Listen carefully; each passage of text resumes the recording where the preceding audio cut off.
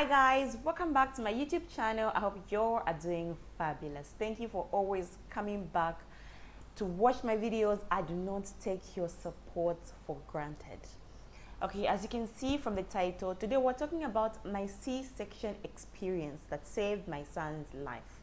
I've had 3 C-sections so far, but we're going to be talking about the first one, my first experience. It's going to be kind of long, so sit back and relax and enjoy the video, and I hope it helps one person or the other.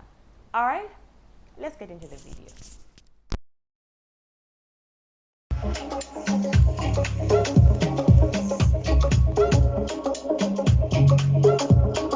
You know, growing up, I always heard women have surgery to give birth. You know, I heard about the pushing and everything, but you know, I never thought too much about it because, you know, you're young, you know, you don't know much and everything. Then when I got pregnant with my first son, for some reason I actually knew in the back of my mind, I thought I'm going to have a C-section. For some reason, that is just what I thought. So from the get-go, I was ready. Okay, so we went to one Indian man. We're in Malaysia by then. Okay, so we went to one beautiful clinic, the place that we did my scan, and the doctor was amazing. The Indian doctor was amazing. You know, he explained saying you might have a C-section or a vaginal birth, whichever, you have to be ready for it. He explained to me why it's important for me to have a C-section if in case of anything. Okay, and then he told me, you know, it doesn't mean anything. It doesn't mean that you're less of a woman, you know, all those norms and everything. You know, he was explaining that stuff, but then I wasn't thinking too much about it because I've not heard women being ridiculed. I've not heard of all those things. So in my head, I'm like, okay, whatever it is, C-section, vaginal birth, whatever it is that comes along, I'm going to do it. So months passed by. Week number 39, I think in my 39th week, I went into labor. That was actually felt, you know, I felt sick that day. I was sick and I couldn't eat. I just told myself, I'm not going to eat today. I don't know why, but something at the back of my mind was actually telling me, don't eat, Angela, don't eat, Angela, don't eat, Angela. So I did not eat that day. So my grandma was with me in Malaysia by then. I told her I'm not feeling well. She actually said, okay, you actually look the part. You actually look like you're in labor right now. So let's go to the hospital. We went to the hospital and I was on the bed for some time.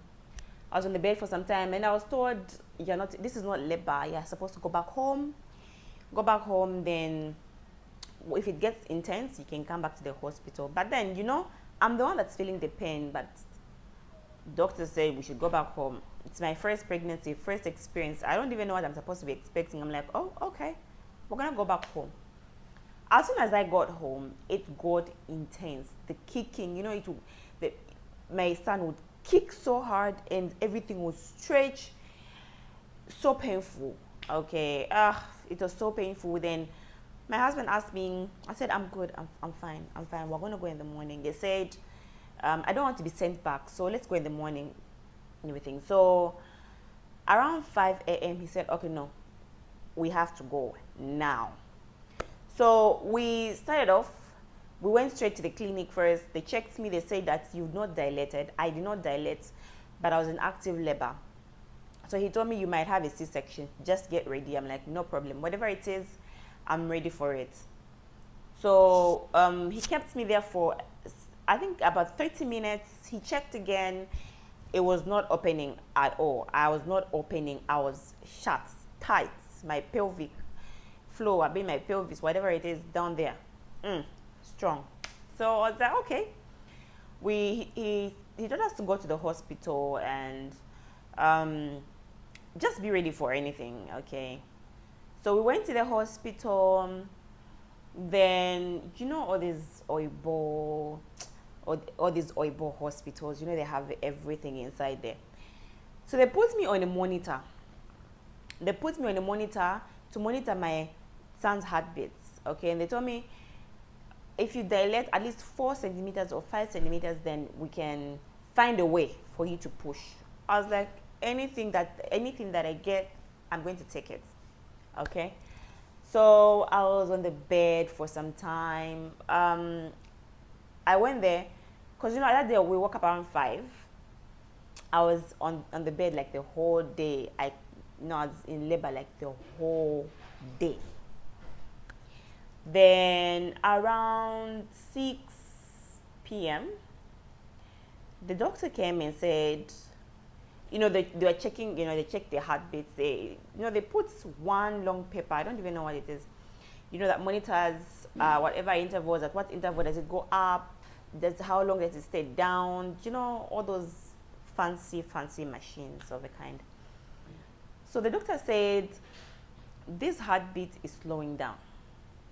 So, do you want to have a C-section? I said, oh yeah. If it's C-section, let me do it. Whatever it is that is going to save my son's life, let's do it. So, they said, no time for you to sign. Your husband is going to sign everything. My husband signed. I went into the theater. Then, they gave me a spinal. That's spinal, right? All those injections, anesthesia. Guys, that thing that makes you numb. They injected me on my back. And it's like, because this entire time I've been in labor, I've been so exhausted. I didn't even know I was tired until they gave me that injection on my back, and everything relaxed. All the pain stopped. Everything just stopped, and I was so sleepy. So they told me, we're gonna keep you awake, and please don't sleep. I said, no problem. I was sleepy. I was so tired. The doctor that was there was telling me to, because there were some student doctors there. And then there was one doctor that was talking to me. Are you awake? I said, I'm awake, yes. And I was trying to sleep off. He told me, okay, wait. She kept me, it was one Chinese girl. She kept on telling me to wake up. I don't know why. So, within a few minutes, I heard the baby cry, and they came to show me, asked me what's the sex of the baby. I told them, and I said, it's a boy. I know it's a boy. They said, okay. They took him away. Then my husband, I didn't even see his face. I didn't see his face at all. As soon as they took out the baby, started stitching me up, I was tired. I was just tired, They stitched me up, and they were taking me to the ward where everybody else was. Then I was told later that my son was taken to NICU because of jaundice. But that jaundice story is a story for another day. I'm gonna tell you how we went about it and how everything cleared in my next video. That C-section saved my son's life, and mine as well, because I prepared myself from the get-go. I prepared myself from the beginning. I said, whatever is going to come, if it's vaginal birth that I'm going to go through, that's fine. If it's C-section that I'm going to go through, that is okay. I'm going to accept anything as long as I see my child alive. Okay, I don't blame anybody that tries to push regardless of their situation, because for starters, the healing process after C-section is crazy. But when you look at your child, it's all worth it. Highest 2 weeks, you'll be feeling better. You'll be getting your body back. Although it's not gonna heal completely inside, you'll be getting your body back. So why am I talking about my first C-section experience? It is to encourage somebody that no matter how your child comes into this world, the most important thing is for you to actually see your child. Once you find out you're pregnant, I know if it's in Nigeria, C-section is expensive. That is why a lot of people want to push. That's one of the main reasons a lot of people want to push. A lot of people say I reject C-section because it is expensive. Okay, so what I want to encourage you right now to do is, once you find out you're pregnant, start saving money. Start saving money just in case of anything. It is not every woman that dilates. I did not dilate. At least if if I dilated, it's not even up to 1 centimeter. I did not dilate.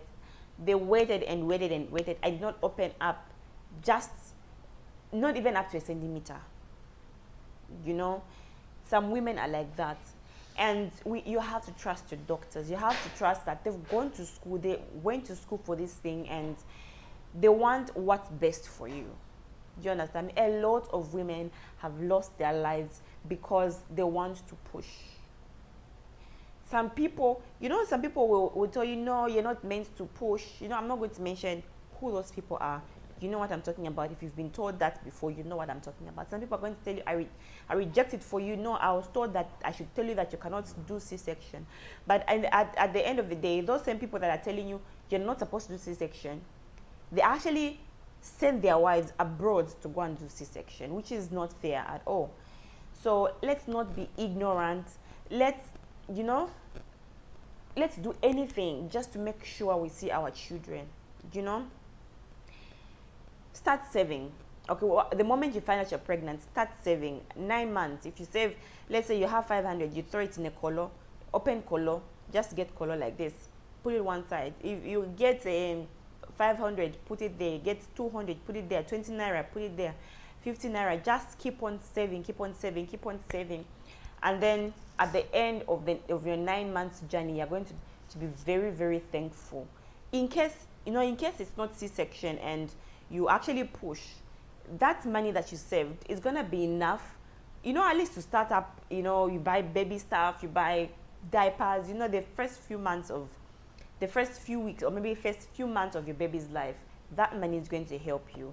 Please don't be ignorant. And I know I can't judge anybody that does not want to do this. I can't judge anyone. I don't know their circumstances. I don't know. But then I've seen a lot of cases where people lose their lives because they said, I reject C-section in the name of Jesus. But God is one that gave those people, those doctors, wisdom on how to do things. Okay, everybody wants to give birth like a Hebrew woman.